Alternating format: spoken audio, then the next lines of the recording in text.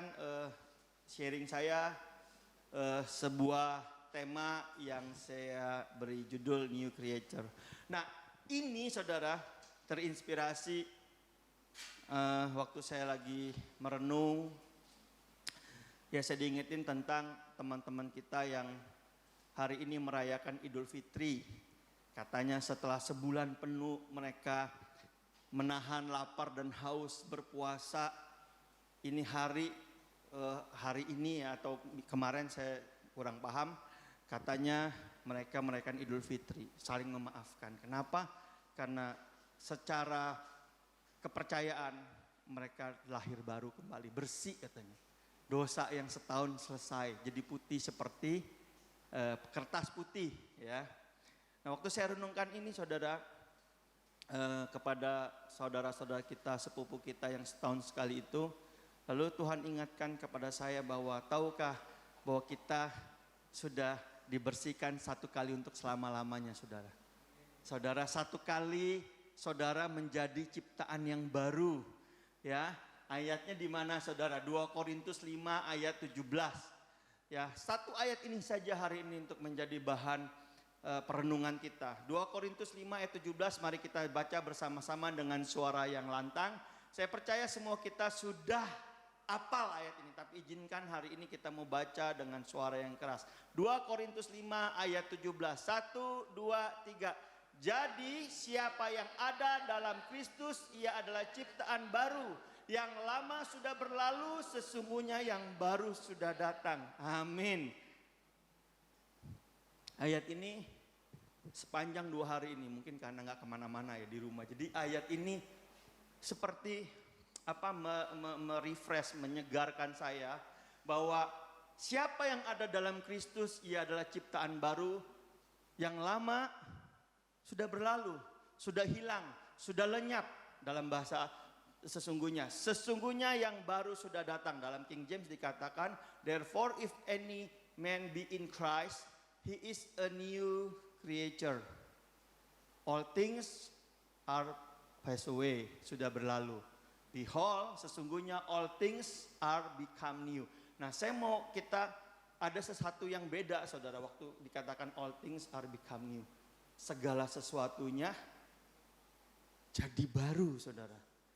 Nah, saya tertarik karena banyak kita tanpa kita sadari. Waktu kita lahir baru, tapi hidup kita seringkali ada dalam kehidupan yang lama, setuju ya? Kita nggak ngalamin all things are become new. Harusnya kita sadar bahwa waktu kita mengerti, dapat pengertian tentang Kristus, bahwa di dalam Kristus kita sudah menjadi yang baru, ciptaan baru. Artinya emang benar-benar baru saudara. Benar-benar become new. Ya. Nah, ketika kita percaya Kristus, apa maksudnya ada dalam Kristus? Yaitu ketika kita percaya dalam Kristus, ayatnya bilang gini, Christ is in you, the hope of the glory. Waktu saudara percaya Yesus, Yesus ada di dalam saudara. So, itu yang bikin kita sangat berbeda, berubah total. Kenapa? Alkitab mengatakan waktu Kristus ada di dalam kamu, waktu kamu percaya kepada Kristus. Yang pertama, kamu sudah pindah dari dalam maut ke dalam hidup yang kekal. Yang kedua katanya gini, kamu sudah diberikan roh yang baru, hati yang baru. Hati yang keras dijauhkan daripadamu. Ya. Dan sebetulnya saudaraku, waktu kita ada dalam Kristus, siapapun kita ciptaan baru. Nah, tapi seringkali kita nggak ngerasa kita ciptaan baru, bener gak? Tampilannya masih sama, kelemahannya masih sama, karakter juga masih sama, beda-beda tipis. Padahal sebetulnya saudara, kalau saudara lihat dalam ayat ini saudara, yang lama telah berlalu dan yang baru sudah datang. Dan yang baru sesungguhnya sudah datang, sudah ada dalam hidup kita. Kita tuh betul-betul baru saudara. Nah, tapi seringkali kita nggak percaya penuh sama ayat ini saudara. Ya, kita anggap ini ya apa? Mau dibilang mitos ya nggak boleh. Tapi dibilang nggak mitos, nggak semua kita meyakini ini, saudara. Ya, nah saya coba cari di dalam bahasa aslinya, ternyata kata ciptaan itu, ya atau ketitis, itu hanya digunakan Tuhan pada waktu mengatakan ciptaannya yang adalah manusia. Jadi waktu Tuhan bilang ia menciptakan langit dan bumi, dia nggak pakai kata ini, saudara. Karena langit dan bumi tidak ada karena langit dan bumi bukanlah makhluk, tidak punya tubuh, tidak punya jiwa dan tidak punya roh.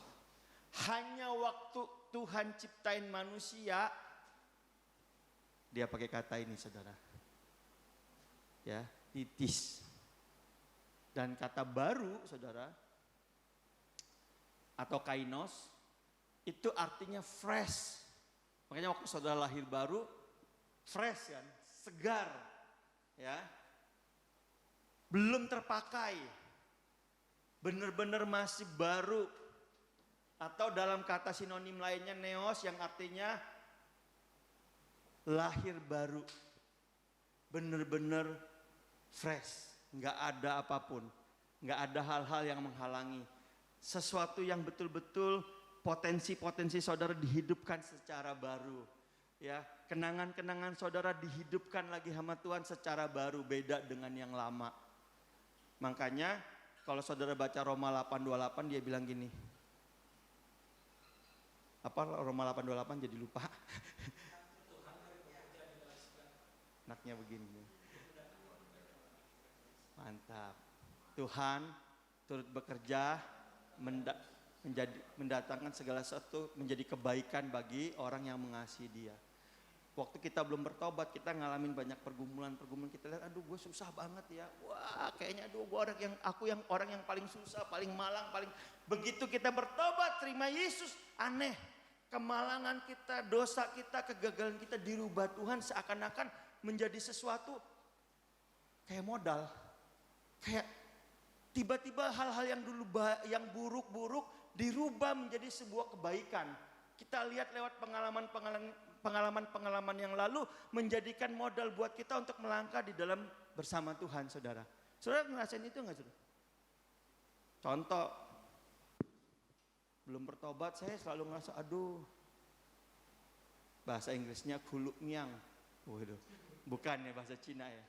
Menderita, ya susah banget, ya lahir dari keluarga yang waduh, ya. Tapi waktu sudah bertobat, justru apa yang dulu menjadi sebuah kemalangan, sebuah penderitaan, sebuah kesusahan, jadi modal. Jadi modal. Modal apa? Jadi lebih kerja keras, jadi lebih tahu diri, jadi lebih berjuang. Betul nggak, saudara? Wah, jadi lebih mandiri. Wah, dulu gambar dirinya hancur, rusak, ya. Waktu udah bertobat, justru gambar diri yang rusak itu dijadikan Tuhan sebagai sebuah pengalaman ketika ketemu orang-orang yang gambar dirinya rusak. Bisa cerita banyak.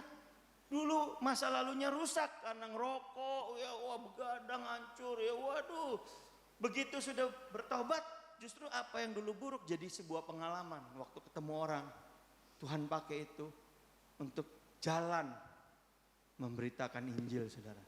Ya, Roma 8:28, segala sesuatu yang buruk, saudara, Tuhan bisa ubah jadi sebuah kebaikan. Ya, pengalaman-pengalaman, kegagalan-kegagalan justru merubah kita jadi sebuah pribadi yang baru di dalam Tuhan.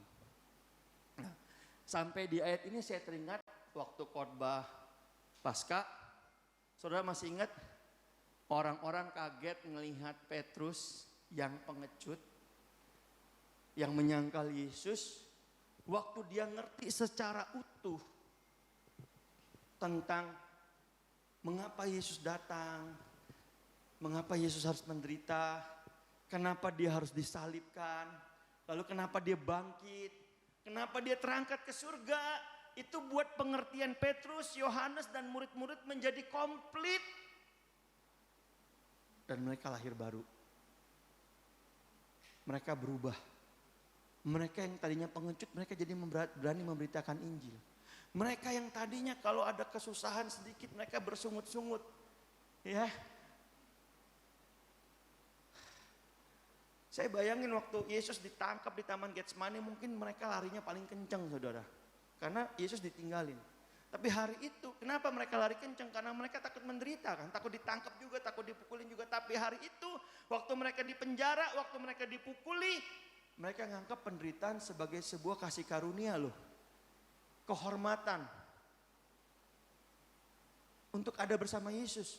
Untuk melayani bersama-sama dengan dia. Kenapa? Karena mereka meyakini bahwa Yesus benar-benar 100% Tuhan. Yesus adalah Allah yang telah mengalahkan maut.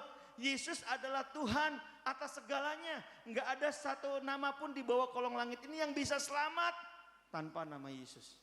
Begitu mereka yakin, cara pikir mereka, cara pandang mereka berubah. Dan segala hal yang lemah di masa lalu, kesalahan dan dosa diubah untuk mendatangkan kebaikan di dalam hidup mereka, saudara. Roma 8:28 tadi. Nah saudara, waktu saya renungin tentang ciptaan baru ini, saudara, saya merenung dan bertanya-tanya, hidup kita apakah kita mengalami pengertian utuh dan komplit bahwa Yesus itu datang ke dunia, dia mati di kayu salib, dia bangkit, dia naik ke surga dan memerintah. Komplit enggak sih? Kalau komplit, utuh, saudara lahir baru, pasti cara pandang saudara terhadap hidup berubah. Benar nggak saudara? Saudara tahu kenapa Yudas menjual Yesus? Sebetulnya kalau dipikir-pikir ya, Yudas menjual Yesus. Dosanya sama Petrus beda-beda tipis, benar gak? Kenapa Yudas menjual Yesus? Berani. Karena dalam pandangan Yudas, Yesus berapa kali mau dirajam, dilemparin batu, selamat dulu, lolos. Lolos. Jadi ya udahlah, jual lagi, dapat 30 keping perak. Betul ya? Sementara, karena dia berpikir, Yesus bisa lolos lagi nih. Nah waktu Petrus beda lagi saudara. Dalam ketakutannya ditanya, kamu kenal Yesus? Enggak. Enggak, kamu kenal nih, bahasanya bahasa Galilea. Enggak, sumpah aku enggak kenal. Lalu ada seorang wanita bilang, enggak, iya kamu sering bersama-sama dengan dia. Aku enggak kenal dia, sampai dia sumpah serapah. Lalu ayam berkokok 3 kali. Petrus waktu ayam berkokok menangis sedih, ngerasa enggak layak, lalu dia ninggalin Tuhan dan kembali ke profesi semula. Betul ya? Untungnya Petrus ngalamin bukan cuma Yesus mati, tapi bangkit. Ketemu 3 kali. Sampai pengertian Petrus tentang Yesus yang adalah Tuhan itu komplit. Utuh. Sementara Yudas, waktu dia melihat Yesus gak melawan, Yesus ditangkap, dipukuli, mau disalib, dia mengalami kesedihan. Kenapa? Karena ceritanya gak sesuai skenario yang dia pikirkan. Dalam kesedihan, dia bunuh diri, saudara. Dia gak sempat melihat bahwa penderitaan dan kematian tidak dapat membatalkan ketuhanan Yesus. Bahwa itu memang harus terjadi karena Yesus datang untuk menembus dosa manusia. Maksud saya paham gak? Yudas, dia tidak mengikuti cerita keselamatan dari Yesus. Karya keselamatan sampai selesai. Sementara murid-muridnya sampai selesai. Yudas sudah gagal di tengah jalan karena gak mengerti secara utuh karya penyelamatan Yesus. Nah waktu saya renungkan ini saudara, pertanyaannya gini, kita ngerti komplit gak karya penyelamatan Yesus? Tahu gak kenapa Yesus mesti datang? Dia mesti menderita, dia mesti mati. Tapi dia mesti bangkit karena dia Tuhan. Kalau dia mati dia gagal, dia kalah dengan maut. Dia mesti bangkit. Dia mesti naik ke surga karena dia harus memegang otoritas dan memerintah. Nah kalau kita ngerti komplit, ayatnya bilang gini, kamu adalah ciptaan baru. Semua pengertian yang komplit tentang Tuhan menjadikan all thing new, segala sesuatunya jadi baru dalam hidup saudara. Itu sebabnya orang-orang kaget. Lah, ini kan orang yang tidak berpendidikan. Ini kan orang yang penakut harusnya. Kok bisa khotbah dengan begitu berani, begitu antusias. Bahkan waktu diancam, dia bilang gini, silakan putuskan sendiri. Aku harus taat sama manusia atau sama Tuhan. Dahsyat saudara. Kenapa? Karena pengertian mereka yang komplit membuat mereka ngalamin kuasa sebagai ciptaan baru. Nah, saya berdoa saudara, lewat renungan firman hari ini kita mengerti saudara. Amin. Bahwa saudara punya kuasa yang dahsyat. Semua sudah dijadikan baru. Nah, waktu kita lahir baru, kalau kita lihat bayi baru lahir, kira-kira dia punya masa lalu nggak saudara? Bayi ini nangis, punya masa lalu? Atau begitu lahir, ininya apa? Jidatnya berkerut, karena stres banyak pikiran, asam lambungnya naik. Punya saudara? Enggak ada, karena baru, bersih. Benar ya? Enggak ada apa-apanya saudara, bersih. Yang dia tahu apa? Makan, tidur, pup. Ya, itu aja yang dia sama main-main sama orang tuanya, menikmati kasih sayang orang tuanya. Nah, begitu juga dengan kita saudara. Nah, apa yang menghambat kita untuk kita nggak ngalamin ini saudara? Nggak ngalamin pertumbuhan yang signifikan, nggak ngalamin. Karena meskipun mungkin kita mengalami pengalaman lahir baru, tapi kita ini saudara, ke-distract dengan pengalaman-pengalaman. Amin. Ke-distract dengan manusia lama. Nah, saudara, ada hal yang pertama yang saya pengen sampaikan. Poin yang pertama adalah Kristus menjadikan kehidupan manusia semuanya menjadi baru. Saudara dan saya menjadi baru tanpa melihat atau mempertimbangkan masa lalu. Semua kita dapat kemurahan di restart dari nol. Enggak gini loh. Misalnya saya sebut siapa? Wah, Pak Hosea, masa lalunya baik. Adalah sedikit-sedikit kelabu. Jadi di restart, jadi bersih nol. Wah, kalau Taufik mah, masa lalunya gelap, kelam, hitam, pekat. Begitu di restart, cuma jadi abu-abu. Paham nggak? Kenapa? Karena terlalu kotor. Nggak cukup darah Yesus untuk jadiin sampai sebersih, seputih salju. Nggak cukup, cuma jadinya abu-abu. Nggak gitu loh saudara. Semua saudara, apapun background saudara, waktu saudara ngalamin menjadi baru, tanpa melihat apapun masa lalunya, Tuhan restart jadi nol. Bersih. Nah, sementara kita nggak nyampe ke sini pemikirannya, kita tetap mikir gini, tapi lu kan nggak tahu masa lalu gue parah. Tapi kan kamu nggak ngerti aku kan, aku dulu parah. Pemikiran bahwa aku dulu parah. Buat kita nggak ngalamin menjadi baru seutuhnya. Saudara bisa paham ini nggak? Kayak bangsa Mesir, kayak bangsa Israel, dia keluar dari Mesir, dapetin segala yang baik dari Tuhan walaupun ada tantangan dan penderitaan. Tapi selalu ngebandingnya gini, kamu nggak tahu, dulu waktu di Mesir, kami nggak kayak gini. Lebih baik kami kembali ke Mesir. Waktu dia selalu ingat di lalu, hidupnya di lalu, masa lalu, dia nggak ngalamin kuasa menjadi ciptaan baru. All things are new. Nggak ngalamin segala sesuatunya menjadi baru. Roma 8:28 nggak kelihatan. Makanya hidupnya kayak gelombang saudara, naik turun. Naik turun. Nah ya, saya pengen saudara kita semua dapetin bahwa waktu Kristus menjadikan kehidupan manusia semua menjadi baru, dia nggak lihat dan mempertimbangkan masa lalu. Atau dengan cara terlalu lama berfokus untuk mengorek kembali luka-luka lama. Once is enough. Nggak dikorek lagi, nggak diulang lagi, nggak dikorek lagi. Nah, saya punya teman saudara, punya kebiasaan suka ngorek-ngorekin koreng. Jadi kayak apa ya? Kayak istrinya bilang ke saya, ini nggak semu-semu kenapa? Karena udah mau kering, sama suaminya dikorek lagi, dia luka lagi, berdarah lagi. Terus saya tanya, kenapa sih? Ya iseng aja kok. Kenapa sih? Enak aja, geli-geli sakit gimana gitu rasanya, susah dilukiskan. Geli-geli sakit gimana gitu, enak aja rasanya gitu.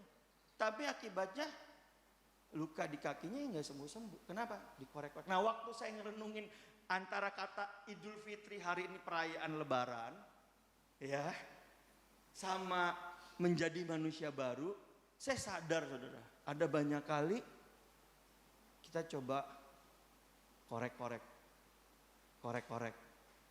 Waktu lukanya kebuka, kita bilang tuh kan masih luka, masih sakit.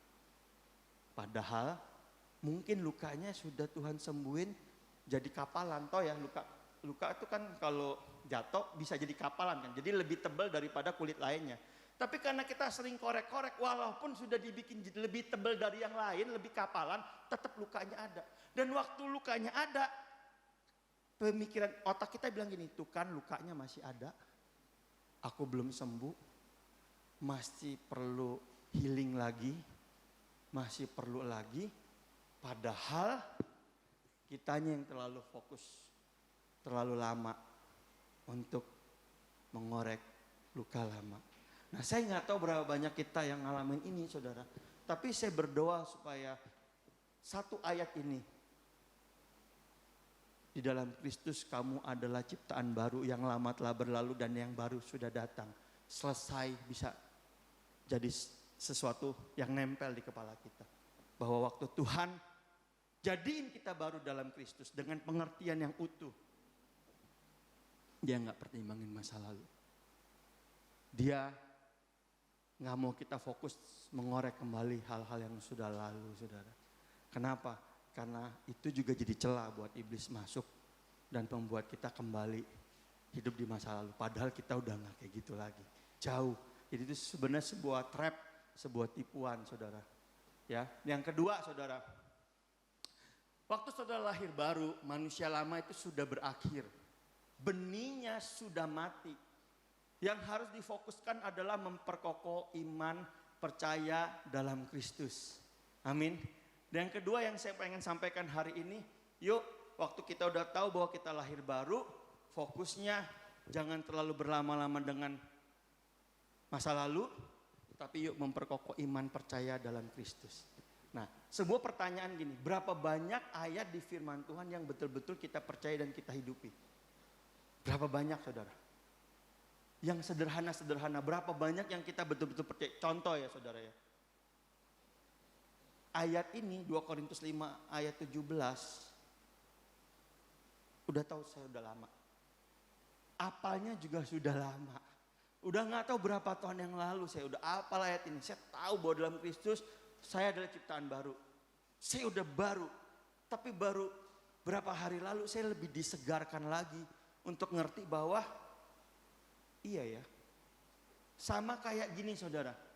Bayi baru lahir, gak mikirin duit dong. Gak mikirin orang tuanya gimana dong. Yang dia pikirin cuma gini, bagaimana bisa dapat nutrisi cukup. Makanan, bubur, terus bener gak? Yang dia perlukan itu kan, fokusnya cuma itu. Kalau gak ada ya dia nangis. Kenapa? Karena dia fokus. Nah, seharusnya sebagai orang yang lahir baru saudara, fokus kita cuma satu, gimana kita dari hari ke hari, waktu ke waktu, iman percaya kita kepada Kristus makin kuat, makin berakar. Benar ya? Makin kuat, makin berakar, makin kuat, makin berakar, makin kuat, makin berakar. Sehingga kita bisa membangun cara pandang, mindset yang baru dalam Kristus. Sehingga berdampak pada perubahan hidup. Ya, yuk fokus sama itu saudara. Fokus yang kedua adalah yuk bangun iman dan percaya.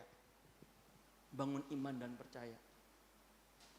bahwa apa yang dikatakan firman itu iya dan amin. Haleluya. Nah, saudara, waktu mengerti ini, saudara, saya coba belajar untuk mempercayai firman seutuhnya, praktek. Misalnya gini, Yesaya berkata oleh bilur-bilurnya kamu sudah disembuhkan. Saya coba praktek Tuhan, saya berdoa oleh bilur-bilur Tuhan Yesus saya sudah disembuhkan. Saya coba berdoa buat orang-orang yang sakit oleh bilur-bilurnya Tuhan sudah disembuhkan. Saya nggak tahu akan terjadinya kapan, tapi saya mau mempercayai apa yang saya doakan, saudara. Saya mau percaya bahwa firman itu benar. Belajar membangun kepercayaan kepada firman. Itu menolong kita akhirnya punya mindset yang benar. Jadi kita punya pengalaman, enggak cuma gini. Tuhan itu Allah penyembuh katanya, tapi ngalamin enggak pernah. Tuhan itu bisa ngusir setan katanya, tapi ngusir setan enggak pernah, saudara. Nah,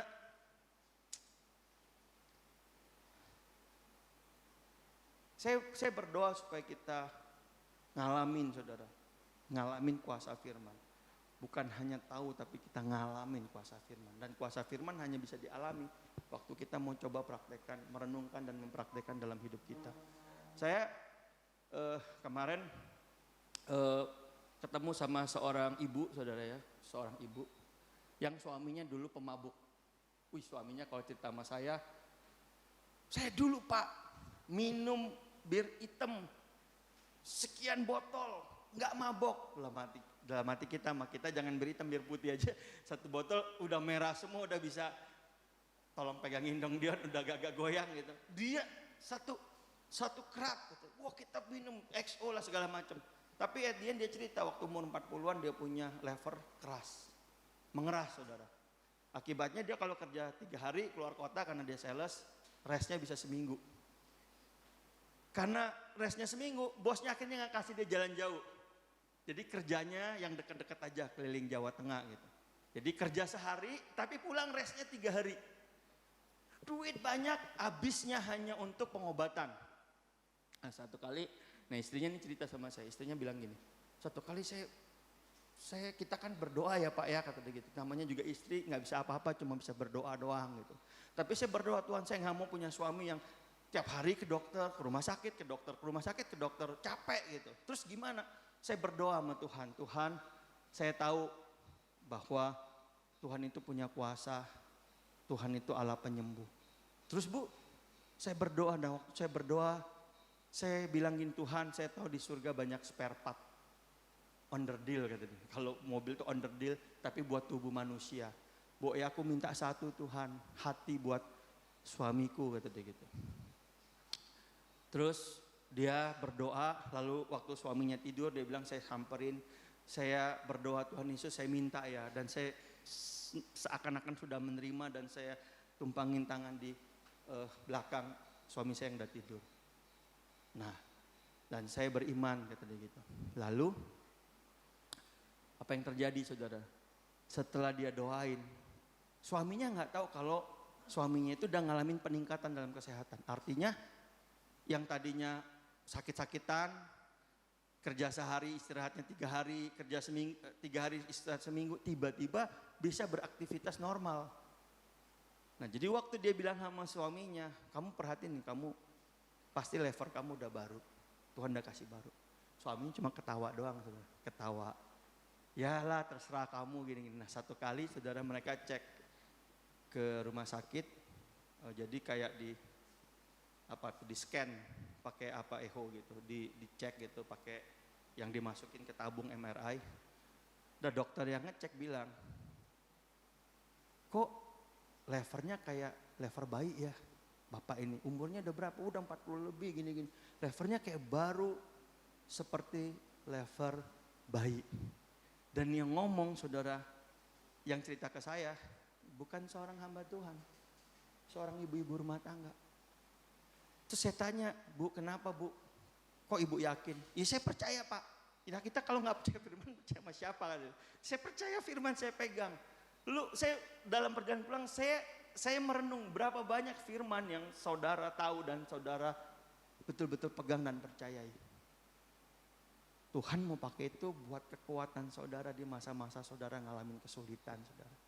Tahukah saudara, setiap kesulitan yang kita alami, Tuhan izinkan terjadi supaya kita punya pengalaman iman bersama Tuhan, betul ya? Nah, waktu mau ngalamin pengalaman iman sama Tuhan, apa yang kita pegang kalau bukan firman? Enggak ada, saudara. Mau denger yang audible aja, kalau hampir Tuhan benar-benar ngomong audible, kita bisa nggak percaya. Halu apa beneran denger ya gitu ya kan? Tapi kalau firman yang saudara renungkan, wah, keluar dengan spontan, saudara. Waktu saudara ngalamin dalam hari-hari saudara nggak sadar bahwa mindset cara kita berpikir berubah, ya kan? Mindset yang pertama yang Tuhan mau ubah adalah yang dulu yang kita merasa bahwa masa lalu kita adalah sebuah kemalangan, berubah jadi masa lalu kita adalah sebuah modal. Betul gak? Wah, dulu parah, pengalamannya pahit, hidupnya susah, ternyata malah jadi modal. Kenapa? Karena kita udah ngalamin perubahan hidup, mindset. Roma 8:28, semuanya Tuhan ubah jadi kebaikan buat kita. Nah, yang ketiga, saudara, membangun manusia baru bukanlah menghabiskan waktu untuk mengobati manusia lama. Iya gak, saudara? Melainkan memutuskan hubungan dari perhambaan dosa manusia lama dan ikatan maut dengan percaya kepada Kristus. Jadi ternyata saudara untuk hidup dalam manusia baru bukannya kayak orang berobat jalan, tapi harus ambil keputusan bahwa aku udah manusia baru, aku bukan manusia lama. Yang lama udah aku mau tinggalin semua, saudara. Hal-hal yang membuat kita masih stuck dalam pengalaman-pengalaman yang lama yang gak enak, trauma-trauma, tinggalin. Karena saudara boleh 1 kali, 2 kali ada di situ, tapi saudara gak bisa tinggal lama-lama di situ. Saudara harus putuskan bahwa itu sudah lewat. Udah, ada hal yang baru yang menanti saudara, hal yang besar, hal yang Tuhan janjikan.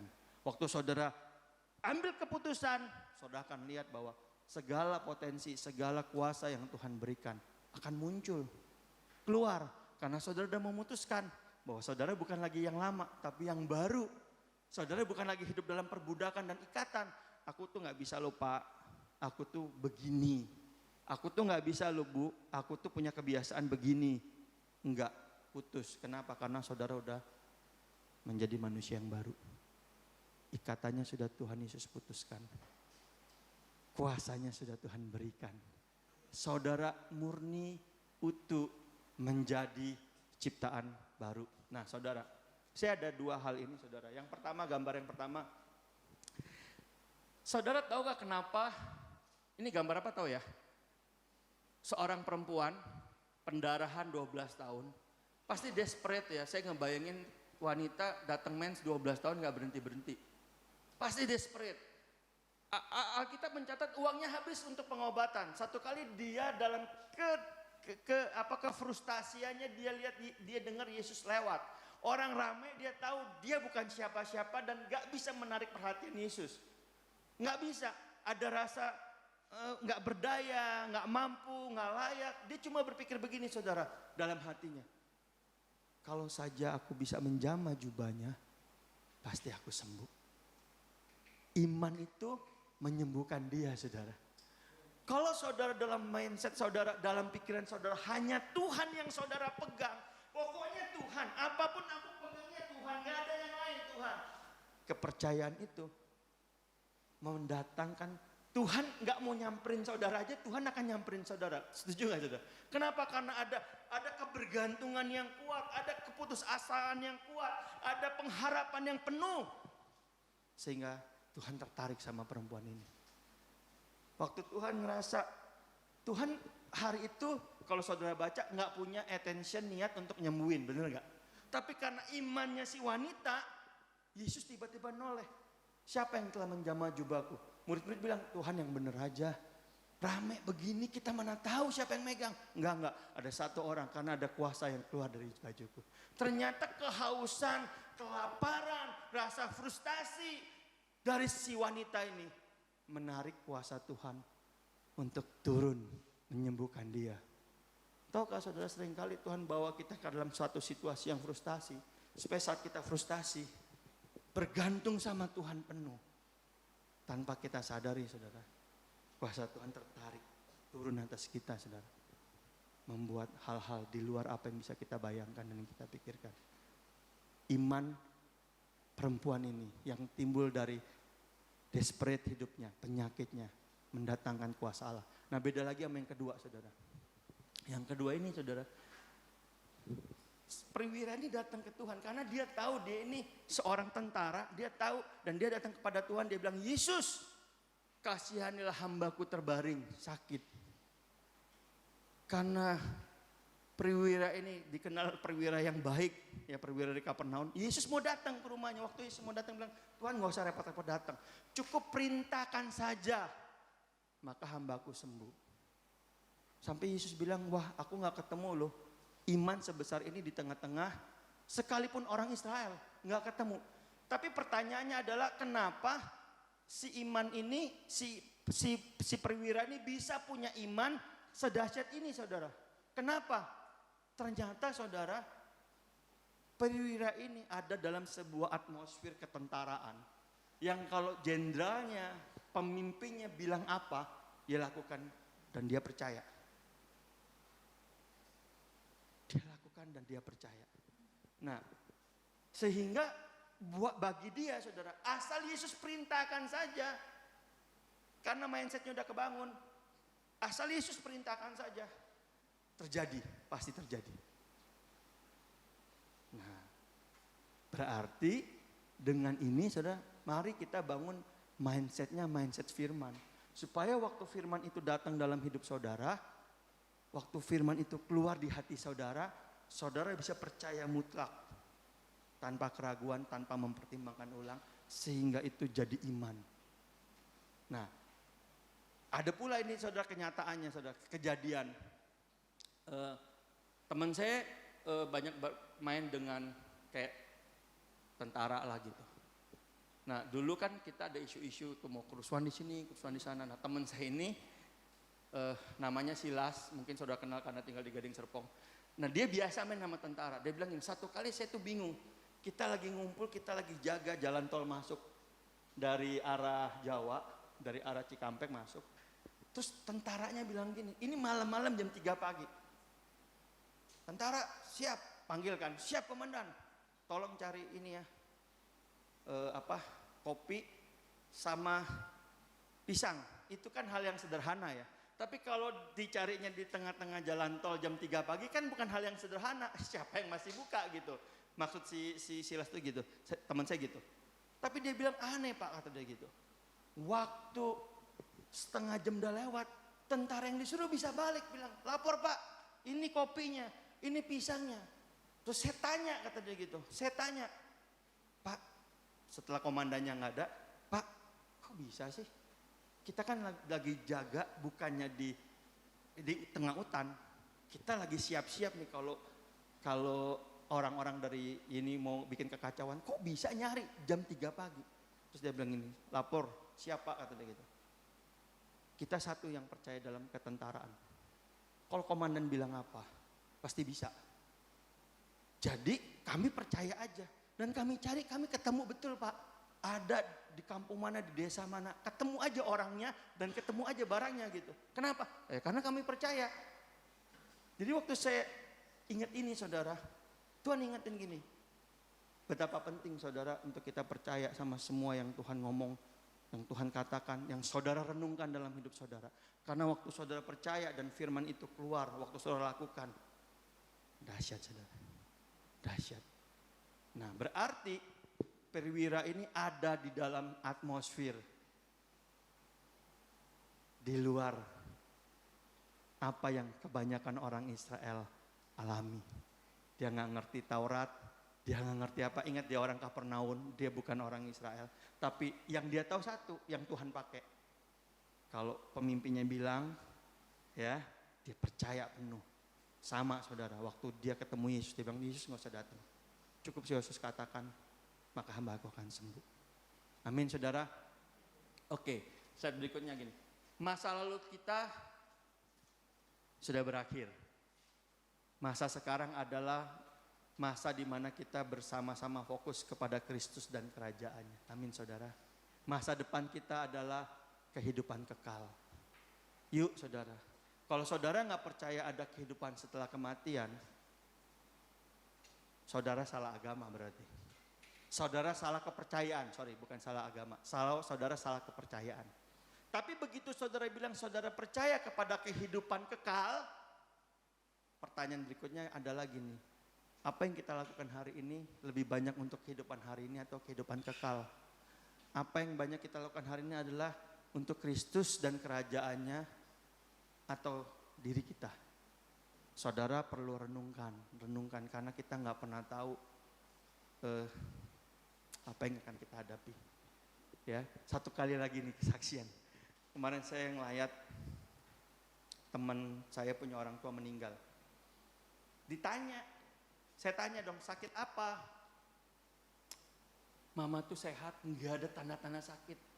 Mungkin karena kecapean ya bikin kue nastar, berapa toples sendirian gitu. Karena kecapean, asam lambung naik. Dibawa ke rumah sakit Hermina, drop karena nyumbat kemana gitu, ke paru-paru atau kemana gitu. Di